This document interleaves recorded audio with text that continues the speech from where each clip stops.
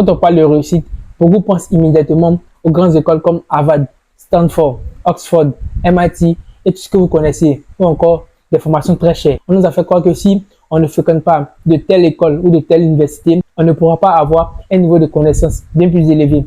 Autrement dit, on ne pourra pas avoir les connaissances qu'il faut pour réussir dans la vie. Une année à Harvard, c'est environ 100 000 $.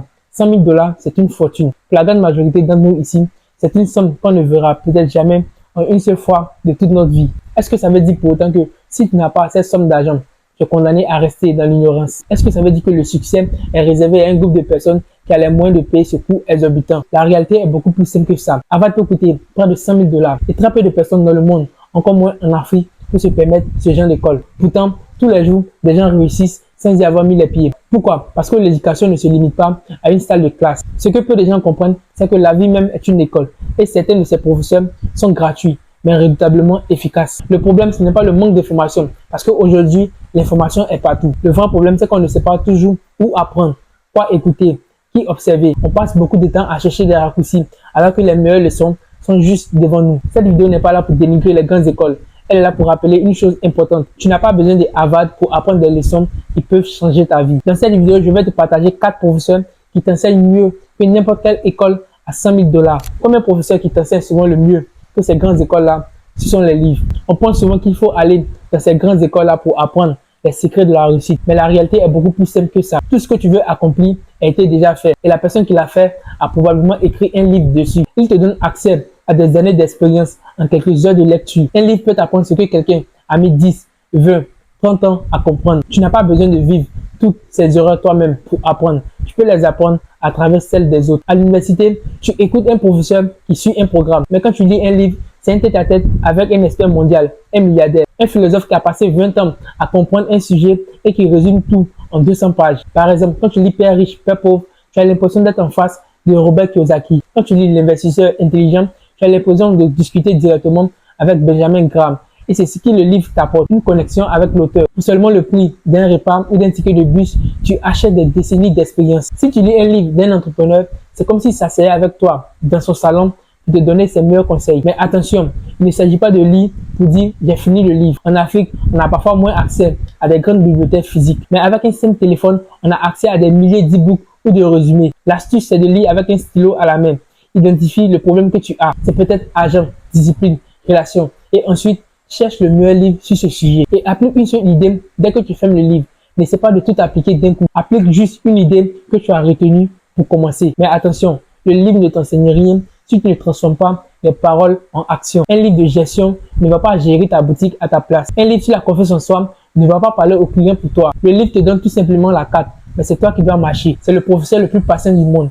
Il ne se fâche jamais si tu dois relire une page 10 fois pour comprendre. Deuxième professeur qui t'enseigne souvent mieux que ces grandes écoles, les erreurs. L'école nous a appris que l'erreur est une faute, est une honte, quelque chose qu'il faut cacher pour ne pas être puni. Mais dans le monde réel, celui des affaires et du développement personnel, l'erreur est ton professeur le plus efficace et surtout le plus honnête. C'est elle qui te donne les leçons les plus concrètes, celles que tu ne trouveras jamais dans un manuel, même à 100 000 $. Quand tu lis un livre sur la gestion d'argent par exemple, tu comprends le concept dans ta tête. Mais quand tu investis tes économies dans une boutique ou dans un projet et que tu perds parce que tu as mal géré tes comptes, alors là, tu comprends avec tes tripes. Cette douleur, ce sentiment d'échec, c'est ce qui grave la leçon dans ton cerveau. Tu n'oublieras jamais pourquoi tu as échoué.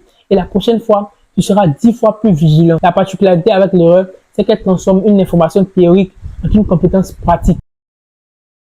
En Afrique, on a souvent une pression sociale énorme. Si tu lances un projet et que ça échoue, tu as peur que les amis, la famille, les voisins se moquent de toi. Cette peur de l'erreur paralyse des millions de jeunes qui préfèrent ne rien tenter plutôt que de tout risquer et de perdre. Pourtant, la réalité, elle est simple. Tous ceux qui réussissent sont ceux qui ont accepté de se tromper le plus souvent. L'erreur n'est pas une preuve de ton incompétence. C'est une preuve que tu es en train d'essayer. C'est un passage obligatoire.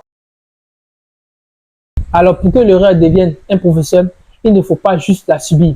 Il faut l'analyser. Si tu as essayé de vendre un produit et que ça n'a pas marché, ne dis pas c'est la sorcellerie ou que les gens n'ont pas d'argent. Pose-toi les vraies questions. Est-ce que mon prix était trop élevé pour le quartier? Est-ce que ma communication était bonne? Est-ce que j'ai proposé ce produit à la bonne personne? Chaque réponse est une leçon gratuite. Si tu payais un consultant pour te dire ça, ça te coûterait cher. Mais là, c'est l'expérience qui t'enseigne. Je me rappelle quand j'ai commencé à faire des vidéos, je faisais plein d'erreurs, que ce soit dans le script, dans le montage, dans la miniature, dans les heures de publication. Je le savais peut-être, mais il fallait que je fasse des erreurs pour que ça reste gravé là. Aujourd'hui, j'ai appris de mes erreurs et je vais vite parce que je connais déjà le parcours. L'erreur te rend plus fort et malin. Plus tu fais d'erreurs tôt dans ta vie, moins elle te coûte plus cher. Faire une erreur à 20 ans avec 50 000 francs est une bénédiction. Cela t'évite de faire la même erreur à 50 ans avec 50 millions. C'est pour ça qu'il faut oser se lancer rapidement. L'erreur te donne une peau dure et l'intelligence de terrain que certains diplômés des grandes écoles n'ont pas forcément. Eux, ils connaissent les graphiques, mais toi, tu connais la réalité des gens et du marché. Troisième professeur qui t'enseigne mieux, les gens que tu admires. On pense souvent que pour apprendre des meilleurs, il faut s'asseoir dans leur salon ou être leur ami proche. C'est une erreur. Aujourd'hui, avec Internet, avec les réseaux sociaux et même les interviews à la télé ou à la radio, les podcasts, les gens que tu admires sont tes professeurs particuliers parce qu'ils t'enseignent tous les jours. Si tu admires une personne qui a réussi en partant de rien, cette personne a laissé des traces derrière elle. Et ton travail, c'est d'étudier ces traces.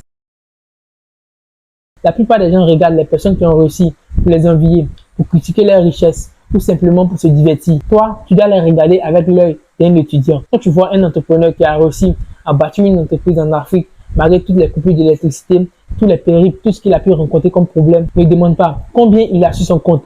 Demande-toi par exemple comment il gère son temps, comment il parle à ses employés ou à ses clients, comment il arrive à gérer tout ça. En observant tous ces comportements, tu reçois une formation au leadership bien plus réelle que celle donnée dans n'importe quelle salle de classe.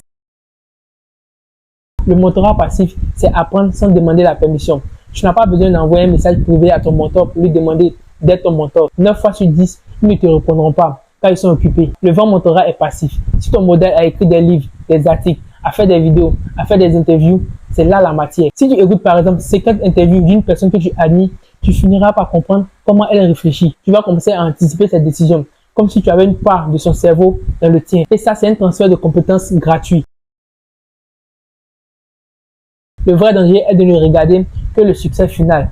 Les belles voitures, les belles maisons, les beaux bureaux. La personne que tu admires t'enseigne mieux quand tu regardes ses débuts. Cherche à savoir ce qu'il faisait il y a 5 ou 10 ans. Tu découvriras souvent qu'il vendait des petites choses, qu'il était incompétent, qu'il n'arrivait pas à faire telle chose ou telle chose. En Afrique ici, par exemple, on voit très souvent des succès soudains. Mais quand on creuse plus profond, on voit souvent que ce sont des années de discipline. C'est cette discipline que tu dois copier, pas le style de vie actuel.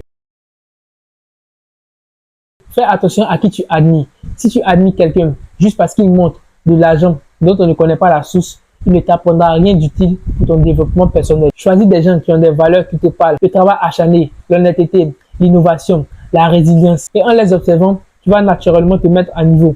Ton cerveau va chercher à s'aligner avec leurs standards. Quatrième professeur qui t'enseigne souvent mieux, c'est l'action. Le plus grand défaut des universités, c'est qu'elles te remplissent des théories pendant des années avant que tu ne touches à la réalité du terrain. L'action, lui, ne te fait pas du temps. Il te met directement face au problème. Tu peux passer 10 ans à étudier comment agir. Et c'est le jour où tu sautes dans l'eau vraiment que tu apprends. Il y a une grande différence entre savoir qu'il faut être poli avec les clients et se retrouver face à un client qui t'insulte sur un marché à Abidjan en plein soleil. C'est l'action qui t'apprend la maîtrise de soi, la négociation, la patience. L'action te montre tout de suite ce que tu as compris et ce que tu n'as pas maîtrisé. Un diplôme dit ce que tu es censé savoir, mais l'action prouve ce que tu es capable de produire. En Afrique ici, beaucoup de personnes sont diplômées, mais sans compétences pratiques. Celui qui commence à vendre de l'eau ou celui qui répare des téléphones, dès maintenant, a déjà une avance sur celui qui attend tout simplement un bureau climatisé avant de commencer à travailler. L'action clarifie tes idées. Souvent, on attend d'avoir tout le matériel nécessaire ou tout l'argent nécessaire pour commencer un projet. Le professeur Action t'enseigne que c'est en marchant que le chemin s'éclaircit. Quand tu commences avec ce que tu as, tu découvres des opportunités que tu ne pouvais pas voir en restant assis. C'est en livrant tes premiers colis que tu te rendras compte que peut-être tes clients ont besoin d'un service d'emballage. Tu n'aurais jamais pu deviner cela dans ta chambre. L'action crée la confiance. Plus tu restes dans l'inaction, plus tu as peur. Mais dès que tu passes à l'acte, la peur diminue. Chaque petite victoire obtenue par l'action renforce ta confiance. Savoir que tu as reçu à vendre ton premier produit ou à signer ton premier contrat te donne une force intérieure qu'aucun professeur peut te transmettre par la parole. Ne cherche pas à être parfait dès le début. Cherche à être dans l'action de manière constante. C'est la seule façon de transformer tes rêves en résultats visibles. Je suis Eben Dogo. Si tu as aimé cette vidéo, encore une fois, n'hésite pas à laisser un like et donner ton avis en commentaire. Et si tu n'es pas abonné, c'est le moment de le faire.